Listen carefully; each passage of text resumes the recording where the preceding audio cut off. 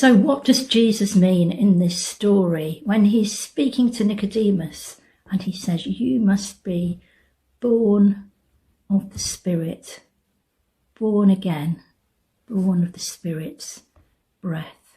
Well, let's just have a look at this together.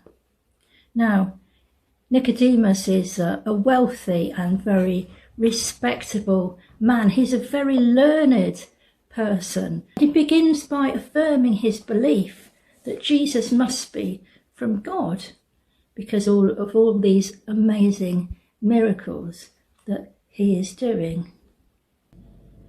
No one can enter the kingdom of God, what God is doing in the world, God's reign, unless he is born of water and the Spirit. Flesh gives birth to flesh, and spirit gives birth to spirit. And so Jesus is making it clear that he's not talking about a natural, fleshly birth. He's talking about a spiritual birth, a rebirth of a person's spirit and soul. A newborn baby is tiny and naked, completely exposed. It's vulnerable. It's helpless. It's utterly dependent upon its parents for everything. It doesn't have a load of knowledge or experience. And I think Jesus is saying that in a similar way, Nicodemus needs to shed all of this stuff that he's accumulated over the years because it's not helping him. For all his learning and for all his knowledge of the Jewish law, he doesn't understand what it means to actually know God intimately or to experience God. He only seems to know about God and about keeping the Jewish Pharisaical laws and regulations. When I was expecting my babies, I wasn't able to control when they were born. In a similar way, rebirth or being born of water and of the Spirit is something completely outside of Nicodemus's control. And he would have been somebody who had quite a lot of control and a lot of influence in his society around the temple. Is he referring to the waters of baptism? Well, it's quite likely that he was. And Nicodemus would have known all about John the Baptist, of course, and Jesus, who started baptizing people at that point. There's also a resonance here with the early creation story at the beginning of Genesis. If you remember, it was darkness. There was complete chaos, and the Spirit of God is brooding. A word which has connotations of a mother hen over the darkness. As Westerners, we don't really understand, but the Near Eastern community was much more interested in breath and in breathing than we are. And all the names of God in the Abrahamic religions sound like a breath in and a breath out, such as Yahweh. God was the source and the great breath, if you like, the Spirit where all breath came from.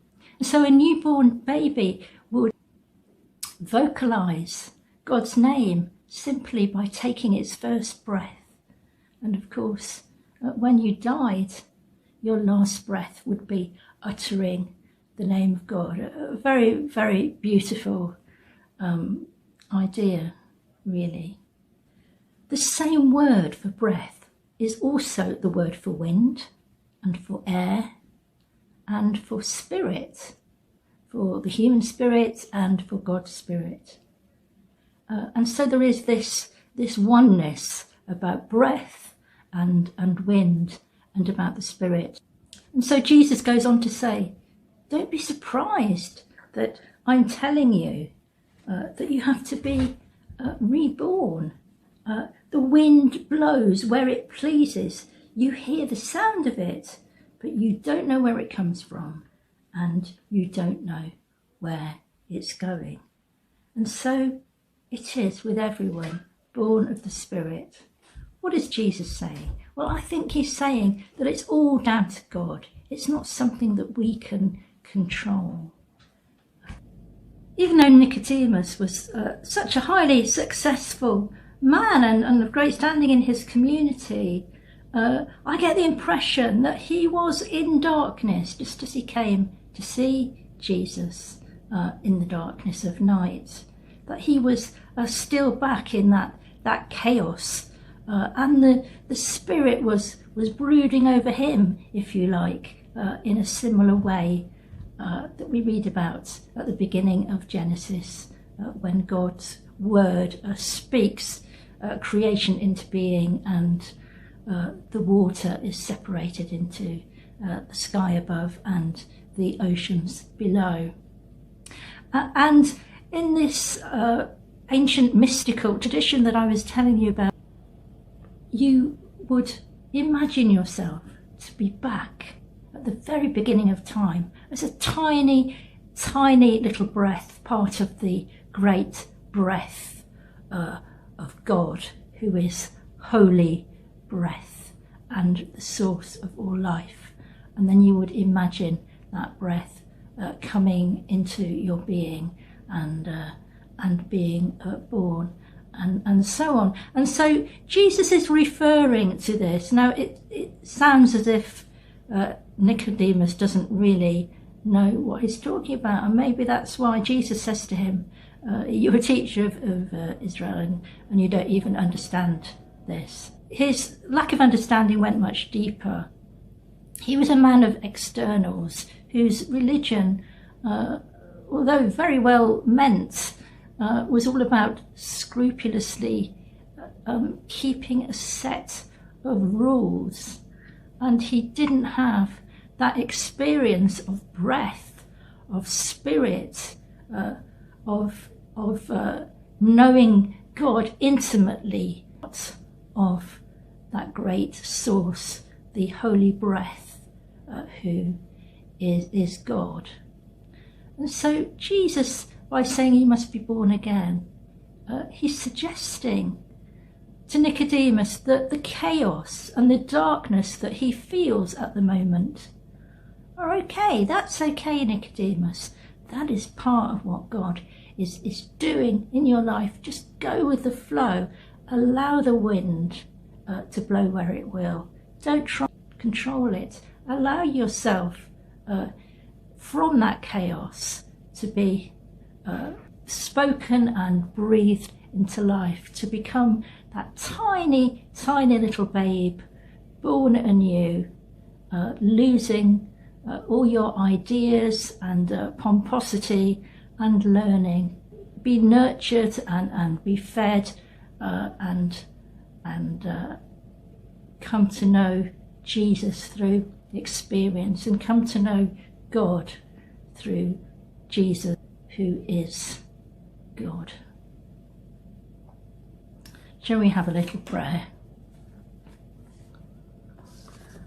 Dear loving Jesus, we think about this man who came to you by the darkness of night, and we think of ourselves and the confusion we so often feel. And you tell us that we must be born again, or born from above, or born of the Spirit.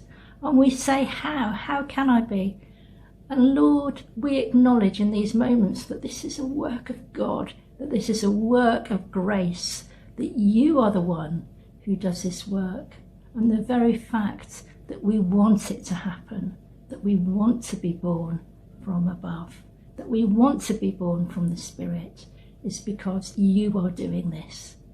Oh, holy God, enable each one of us to start again, to start afresh, to be willing to let go of our high-minded ideas and to learn of you, to be vulnerable by your word to us and your grace to us.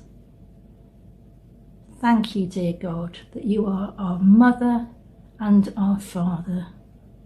You nurture and cherish us and feed us and make us strong. Amen.